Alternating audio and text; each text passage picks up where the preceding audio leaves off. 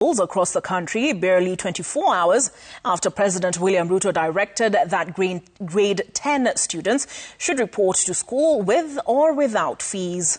With large numbers of learners joining under the new directive, school principals say they're being asked to perform a miracle to teach, feed, house and sustain students without the funds to do so. Speaking to Citizen TV on condition of anonymity, school heads say the government has released a paltry 5,000 shillings per student as capitation, a figure they say falls far below what was promised and what is needed to keep the schools running. With that report is Crispin Otieno. As hundreds of students streamed into senior secondary schools across the country, following the presidential directive issued on Thursday. For many of these schools, the early celebration of open gates is fast giving way to anxiety. Speaking on condition of anonymity, principals who spoke to us say the president's assurances are in sharp contrast to the realities on the ground in their schools. I heard the president talk about 50% of capitation. Unless something is not right somewhere, that is not the true state of affairs. The capitation which is in schools is far below 50%. I can break it for you that for this first term, each child got 5,500 on an account which we call operations.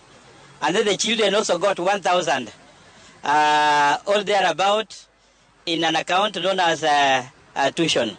The school administrators say that while they welcomed the move, allowing grade 10 students to report without fees or uniforms, they are still struggling to keep their institutions afloat. Judging by the capitation released last month, the principal's concerns stand in sharp contrast to statement by Education Principal Secretary Professor Julius Bitok, who maintains that schools have adequate resources to sustain students. For the first time in many years, the government released capitation before schools opened. So the schools have money. There is no reason why a school should deny students to go in because of lack of money, because they already have capitation. And the parents there are so many parents also who have paid for their children. But on the ground, school heads say the numbers do not add up. Because the capitation going to schools is supposed to be 22,240 something. Now, when the government sends 6,500 to schools, it is 50% of what? As principals, we are already fearing. The whole of last year, we only got a capitation of about 14,000, the entire year. We as principals, we welcome these children to school. But the truth is that there is no money to sustain these students in school.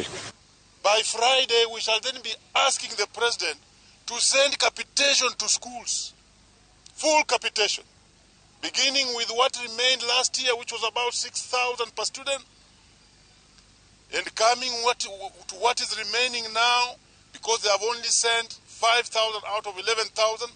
Even as these appeals grow louder, school heads have been warned not to send students home over fees, a directive that principals say deepens their dilemma.